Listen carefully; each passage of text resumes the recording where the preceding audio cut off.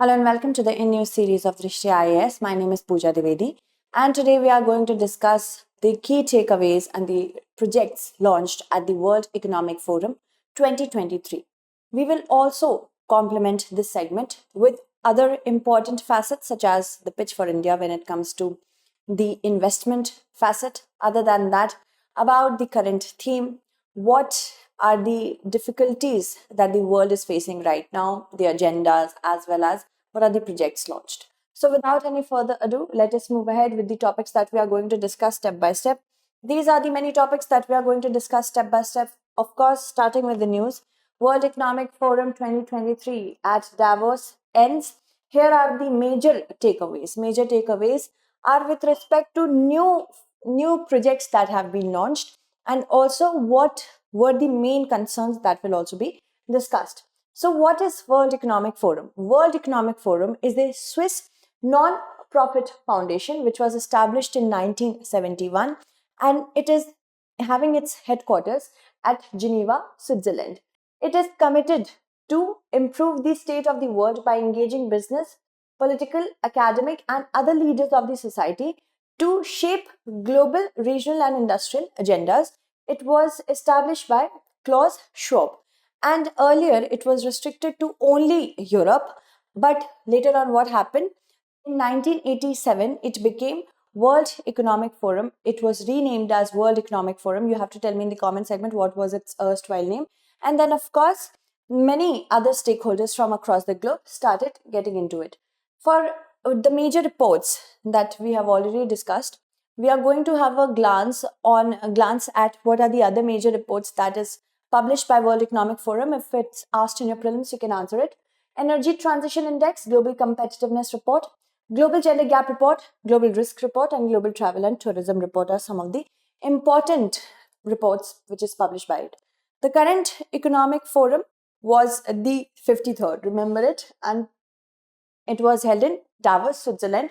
Davos is in Eastern Europe. There is a preliminary fact that, of course, if we talk about the river at which it is situated at the Landwasser River in the Rhaetian Alps, Eastern Switzerland. It is a resort town which comprises of two villages, Davos Platz and Davos Dorf. Okay, and the theme for 2023 was cooperation in a fragmented world. Just remember that the world is currently fragmented. Russia against Ukraine, there is China against Taiwan, and many other new, you can say, schisms are also arising in the current world. So cooperation, how to cooperate in the fragmented world. So if we talk about the key takeaways, what do we have to see over here? Coalition of Trade Ministers on Climate has been launched. This will comprise of over 50 countries in order to boost international cooperation not only in economy but also climate, trade, and sustainable development. Currently, there are many projects that each and every country is trying to pursue either bilaterally, multilaterally, or unilaterally. But this is for everyone. Most of the countries that are having their own projects can also collaborate through Coalition of Trade Ministers on Climate Change. Then the Chief Economics Outlook was also launched. It will have a look on the key trends in the economic environment, which will also include prospects for growth. What are the new prospects? Where can we grow together? What is the current status of inflation and monetary and fiscal policy as well? There is also an important fact that we have to understand over here. Our young population needs reskilling. Now we cannot rely on old skills to meet the new demand. So reskilling is needed when it comes to green transition. That means how do we have to transition from earlier conventional coal-based energy to green and renewable energy. The digital transition and the jobs in the future, because there is a huge gap in supply and demand. Demand is for something that is new. Supply is being done for something that is old. How to bridge the gap? Okay. Other than that, of course, Giving to Amplify Earth action has also been launched. This has been done in order to leverage philanthropic capital. Philanthropic capital means capital which is donatory in nature, which is having a nature of fundamentals of a donation. So how to leverage it to unlock funding for the climate crisis? Okay. So USD, it is expected to raise USD $3 trillion, which is needed every year from public as well as private sources in order to improve technology and in order to adapt to the climate change, especially for lower economies. And if we have to see what are the risks of stagflation, stagflation is something that has seen high inflation. It is a situation when the inflation is high, unemployment is also high, and demand is stagnant in nature. So that is why it is known as stagflation. Inflation, a little bit of inflation we know is needed for better economic growth in order to improve investment and profit. But if there is stagflation, it's not healthy for economies. So you can see for United States, it's expecting weak economic growth and also expecting high inflation. So weak economic growth is 91%. For United States, it's 24%.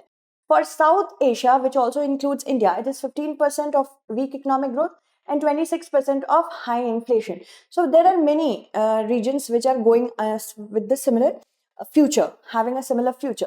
Global Collaboration Village is World Economic Forum's own metaverse platform. A metaverse means a virtual reality in which people interact with each other through computer generated forms. So it has launched its own metaverse platform, Global Collaboration Village. It is going to have a surrounding. The virtual reality will look like the actual town of Davos, in which the organization meets every year. All right. Moving ahead, if we talk about India's participation, this year marks the 36th year of forum's collaboration with India. And here at the summit, India is represented by a high-level delegation, including union ministers, chief ministers, and business leaders, but not the Prime Minister. Prime Minister did not attend. Now, here India pitched for India being a good destination for investment, infrastructural landscape, and its inclusive and sustainable growth story. India has done a lot when it comes to ease of doing business. Other than that, we have PM Gati Shakti program. Other than that, we have huge global market. We can say not global market, but national market for people who are looking for young generation like we are. Other than that, we have high human resources. Other than that, we have high intelligent resources as well. So India is wants to become a part of the global growth story. And also, India is the fastest growing economy in the upcoming future. This is not what I am saying, but World Bank's latest India Development Update has said that the real GDP growth is expected to be at 6.9% in fiscal year 22-23 in comparison to 8% in fiscal year 2021-22. Now, India, when it will complete 100 years of its independence in 2047, it wants to become a $26 trillion economy. So, India at 100, this report was released or launched by India at World Economic Forum only. So, remember, India at 100, realizing the potential of a USD 26 trillion economy. So, India would become and wants to become a $26 trillion economy by 2047. Okay. And also, if we say why, what is the case for India? See, India's economy is projected to grow at 6.7% in 2022, which is the fastest in the world during the year. India's real GDP is projected as 9. This is actually old one for 2021-22. Let's not talk about this.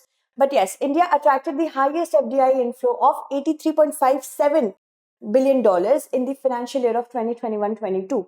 Also, Prime Minister launched under the Atmanirbhar Bharat program a comprehensive package of $270 billion, which is equivalent to 10% of India's GDP. So India has a lot of potential when it comes to becoming a self-sustaining economy. Other than that, of course, India has a lot of potential in the future for digital market as well. So you see that currently India is one of the fastest growing economies. So India has made a pitch for itself for being an investment destination.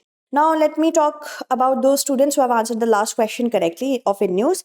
Koyal, Megha, Sagarika, Shirley, Anita, Suraj, Tushita, Sindhu, Alka Tripathi, Soumya, Bhargavi, Shifa, Aarti, Pallavi, Simran, Anuj, then Srinivas, also N. Vaishnavi, Ayush, Vikas, Aroy, Archana, then Rupal, Akhil, Rahul, God's love, Akash, Fida, Jyoti, and Unstoppable.